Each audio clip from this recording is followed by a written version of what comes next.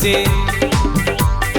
खींच के मोला मार दी से माटी तल के टीपा माँ ही हास दी से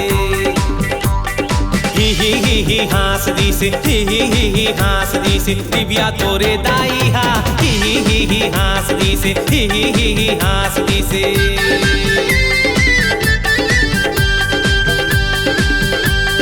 खींच के मोला मार दी से माटी तल के टीपा माँ ही हास दी से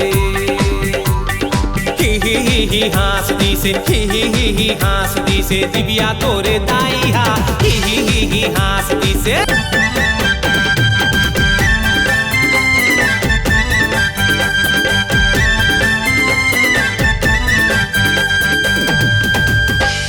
सोचे रे हो लेटर मोला देवे मोरे रानी लेटर में लिखे होबे प्रेम के कहानी अरे सोचे रे हो लेटर मोला देवे मोरे रानी लेटर में लिखे होबे प्रेम के कहानी देख डारिस दाई तोरे लेटर देवत खानी अरे पटक पटक के मोला पीटिस मिल गिस दवाई पानी कतक बड़े बाऊ हवै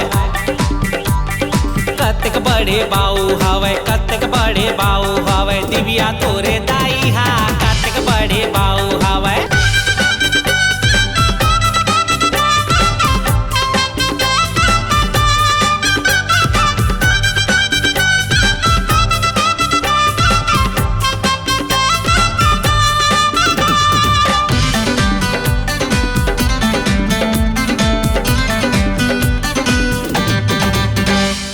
दूल्हा बन के मैं हाँ हूँ ले जाऊँ बिहा के